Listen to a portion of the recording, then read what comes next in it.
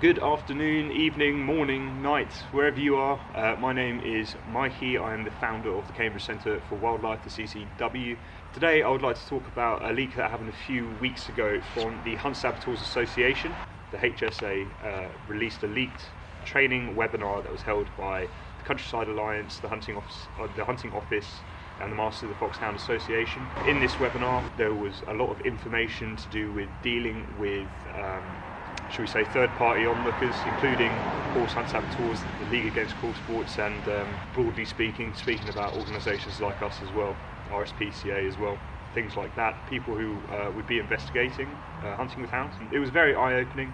Some of the language that was used seemed to suggest that they were looking to create a smoke screen, was one of the words that was used, a smoke screen to allegedly cover up some of the wildlife crimes that they were committing in terms of illegally hunting foxes, especially, and sometimes hares, with packs of hounds. They talked, for a long time about counterintelligence. They talked about counter-protest measures, counter-witness measures, counter-intelligence measures to do with their organisation, which I found quite shocking.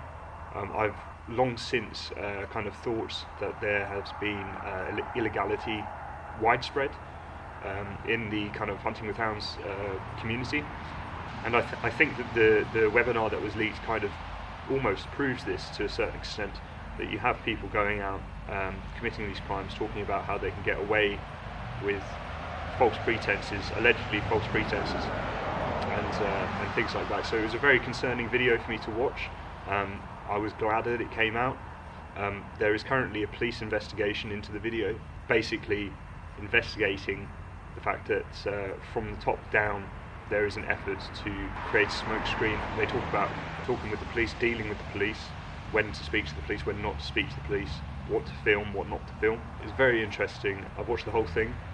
I'm very concerned. The police are investigating. Many kind of organisations that own large amounts of land in the UK, such as the National Trust, have pulled out. They've pulled their licences for trail hunting.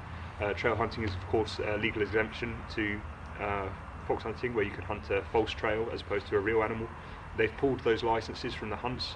They obviously are concerned that they might be using trail hunting as an illegal, as a guise for their illegal hunting. That's something that is certainly my concern.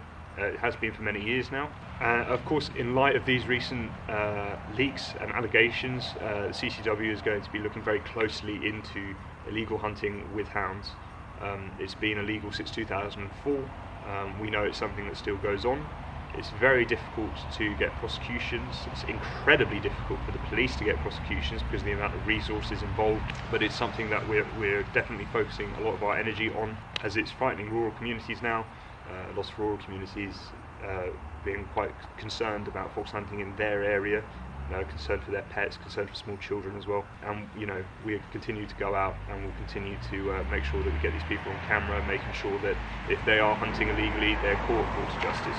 So that's a very important goal for the CCW. The hunting lobby has come out already and said that they were already just providing advice, dealing with protesters, dealing with onlookers, watching their hunt. It's very concerning, some of the language they use, smoke screens, pretense, things like this, for hunting. They also mentioned the use of terrier men. If you don't know, terrier men follow around on quad bikes that have small terriers with their quad bikes and a set of shovels. Traditionally, these terriers would go underground. They would chase the fox underground into badger sets, fox earths, false earths, and things like that. They would then be dug out by the terrier men. Obviously, there's no need for them if you are trail hunting, because a trail cannot go underground. You cannot follow a trail underground because the trail cannot be laid underground. They have come back and said in this video, in this private webinar, that that's our soft underbelly. We have no excuse for it.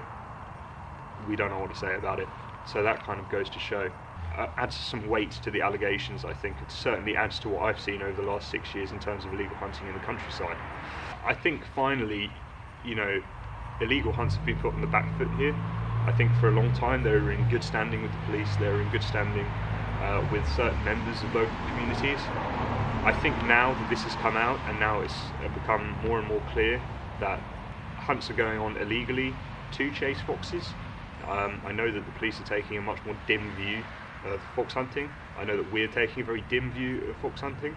We'll be going out, we will be gathering evidence, and where applicable, we'll be using our training to prevent any injuries to animals. We will be there for the duration of the day with pre-planned teams going out. That's something that we're ready to do operationally, that we're going to start doing from the get-go as soon as we have reports made available. I think that from my experience in dealing with illegal hunting over the last 6 years, police have not always been as ready to get involved in these issues. They're complex issues, they require an incredible amount of evidence, an incredible burden of proof on the police. But I think now these leaks have come out, I think that the police will be much more open to taking outside support in terms of prosecuting huntsmen, prosecuting hunts, and hopefully treating it a bit more like the organised crime that I believe it is, and a lot of people believe it is, as opposed to a very minor, non-serious issue. These are issues that affect rural communities, these are issues that affect families living in these rural communities, businesses. They can be dangerous, depending on the situation. They can be incredibly dangerous towards pets, they can be incredibly dangerous towards children, incredibly dangerous towards the road users. And that's why I think it's an incredibly important issue for us to tackle from the get-go here. That's why we're ready to deal with it right now. We've got all the equipment, got all of the tactics, so we're ready to go on that one.